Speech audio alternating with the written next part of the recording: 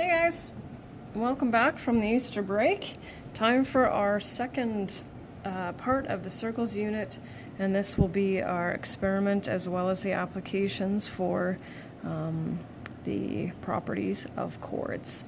So I'm going to do the experiment for you. I will attach it though, so that if you want to do it with me or on your own, that you can do that as well. So here we go. Step number 1, cut out the circle. As you can see, I've already done that. Number 2, label the center of the circle O. So we'll do that here.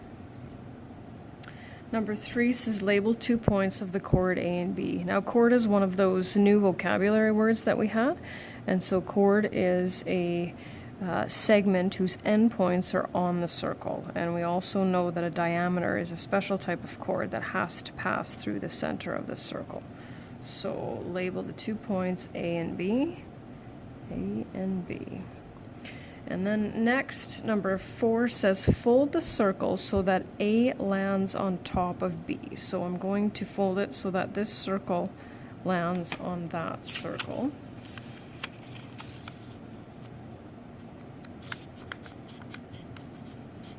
Crease the fold, so I'll do that.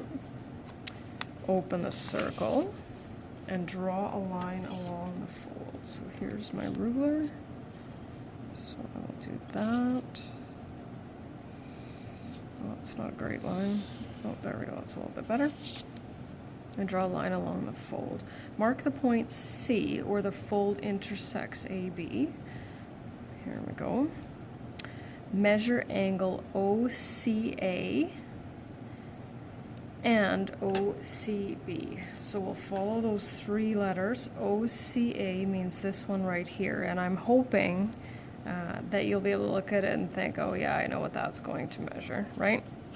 So I'll line up my protractor, starting at 0, 10, 20, 30, 40, 50, 60, 70, 80. Oh, look at that, it's a right angle. So that measures 90 degrees, and of course measuring OCB, right? If this is a straight line, we know that measures 180. This by default will also have to be a right angle. What do we notice about the angles at C? They both are right angles, or they both measure 90 degrees.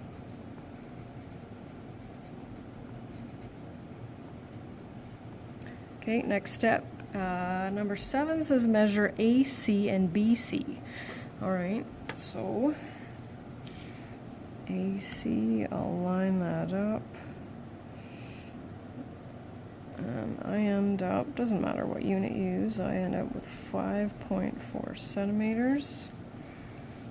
And I'll do this one as well.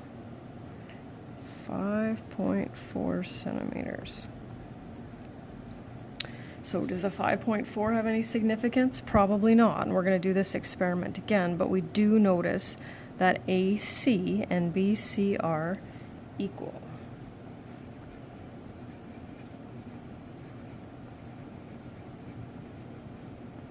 Oops, in length. So it says, repeat the steps above for 2 other points D and E on the circle. Make sure that DE does not go through the center, so it can't be a diameter. And we also don't want it to be parallel. So I'm going to put it on a little bit of an angle here. Let's go like that. So I did that, and then I'm going to label this D and E, and I'm going to put my dots here so that when I fold it again, I'm going to make sure that my dots land on top of one another. I'll do it this way, just so that it's nice and flat. Open it up.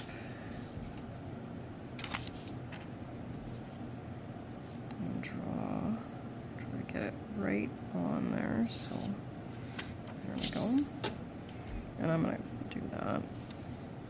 So without even bothering to measure, I know that angle OFD and angle OFE will be 90 degrees. However, what I want to double check are these segments. Flip that over. So, well, that's funny. I got 5.5.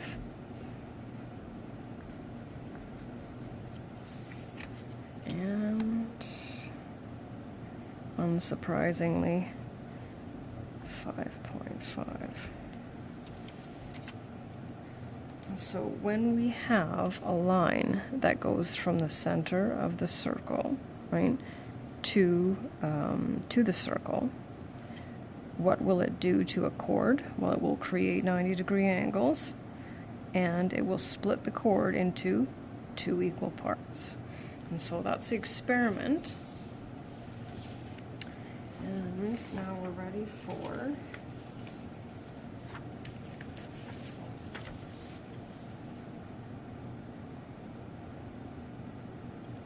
the notes. So it may seem like a lot, but it's kind of different ways of almost saying the same thing. So there's some things that are more important than others, so don't get too stressed out over this. So the first one here, and I'm actually going to try to zoom in a little bit, bear with me here, so you can see it maybe a little bit better.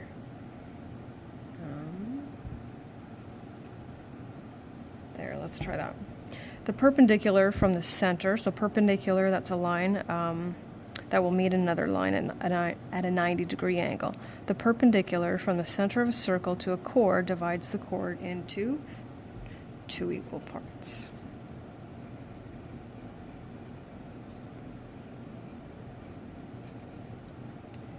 When angle OCB and angle OCA equal 90 degrees, then we know that this piece and this piece are also equivalent. So remember, it doesn't really matter what order you write it in. You could write CA equals CB, that's totally fine.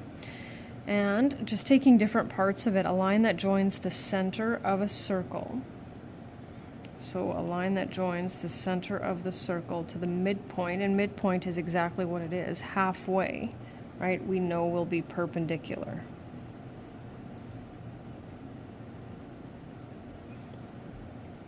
When O is the center of a circle and AC equals BC, then we know that those two angles will be 90 degrees.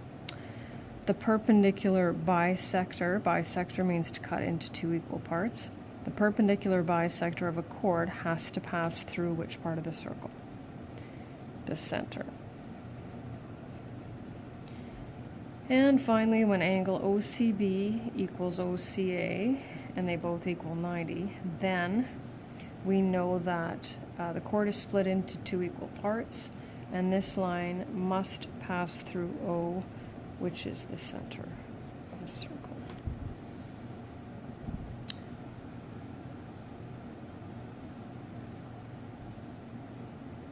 Oh, I made that too big. Sorry, I'm experimenting a little bit. There we go. Okay. If OW is perpendicular to XY, what is the measure of angle OZX? So there's angle OZX, and we know that if it's perpendicular that it will create a 90-degree angle. And the relationship between XZ and YZ will be that they are both equal.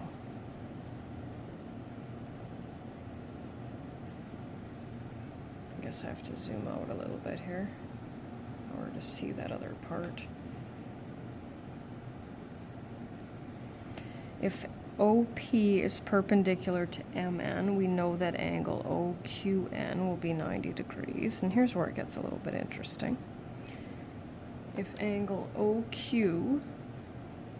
if side OQ is 6.1 centimeters and QN is 14.2 centimeters, what is the length of QM? Now, I always suggest to students to put the information on the diagram. So OQ, I'm just going to put a little arrow there, 6.1 centimeters, and QN is 14.2 14.2 centimeters. And what are we looking for here? The length of QM.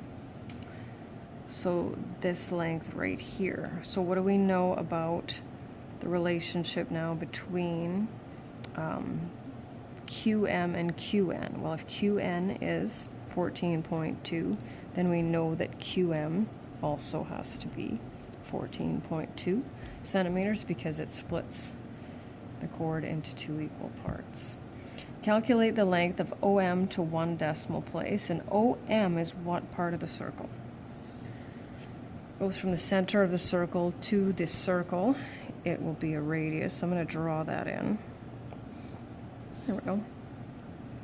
Show your work and include units. So again, we are back to, hopefully that's a little bit easier to see. We're back to a right triangle, right? Because we know that we have a right triangle there, and we know that side squared plus side squared equals hypotenuse squared, right? So we always need to know the measures of 2 sides in order to calculate a third. And so we have to figure out if we're calculating a hypotenuse or a side. So we know this one. I'm going to bring this one over here because we know they are equal.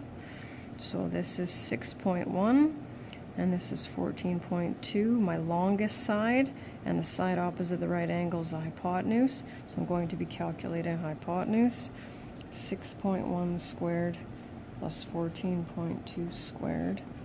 And there's my equation. You can work these out individually, or you can go right to their sum if you want. I'm just going to put some numbers in there, and we don't round these. So you can type in 6.1 squared plus 14.2 squared equals, and just go right to that if you wish, which is what I'm going to add here right now. And then a very important step, in order to isolate OM, we need to take the square root of both sides. That's an important step. It says 1 decimal place, and don't forget to include units. There we go. What is the length of OP? OP is what part of the circle? It is a radius, and we know that all radii of a circle have to be equal. So there we go. And then last, MN, and that is the entire chord, right? So this piece as well as this piece. So we take 14.2 and either add 14.2 or take 14.2 times 2, and we end up with 28.4 centimeters. And last screen, I thought this was going to be a little bit of a longer lesson here. So these can be a little bit tricky, but I think if you take your time and analyze it, write some things down, it usually ends up working out. Point O is the center of the circle. AB is a diameter with a length of 26 centimeters. OE measures 10 centimeters from the center to CD. What is the length of the chord CD to 1 decimal place? So we're looking for the length of the entire chord. Now remember, the Pythagorean theorem only works for a right triangle, not any triangle, just a right triangle. So we can't, when I look at this here, CD, I don't have a right triangle with that. So I'm thinking what we're going to have to do is calculate one piece of it, right? So either CE or ED, because we know if this goes from the center to the chord, it's going to split it into 2 equal parts, right? And then we'll just double it. So we have to figure out how to calculate this piece or this piece. Well, again, we need to make sure that we know 2.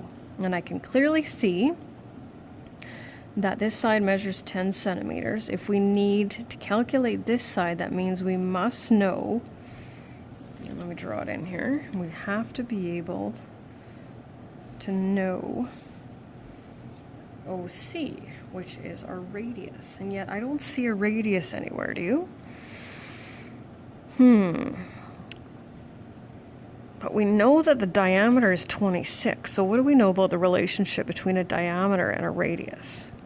Well, radius is half the diameter. So that's where we have to kind of, I think it's infer is the word I'm looking for. So we have to cut that in half. And now we have our 2 dimensions that we need. So side squared plus side squared. I'll zoom in a little bit there for you. equals hypotenuse squared. And the formula, it needs to be set up like this. Don't do the subtraction part. I know formulas can be manipulated, but it works out, I think, a lot better if you can move things from one side to the other to get what you want. So we want to isolate CE. So in order to move this over to that side, we need to subtract 100 from both sides. Same as before, take the square root of both sides. And it says 1 decimal place, so I get 8.3. Now I'm not interested in that because the question says, what is the length of CD? So what I need to do then is take 8.3 times 2 and there we go. And so instead of moving on tomorrow, what I'm going to do is kind of a little bit of a recap for the tangent property as well as the chord property. I think that's all I have. So I think if I didn't say it, I hope you guys had a good break, and I hope you're caught up, or at least close to being caught up, because we still have quite a few more things to do. And we'll talk to you soon.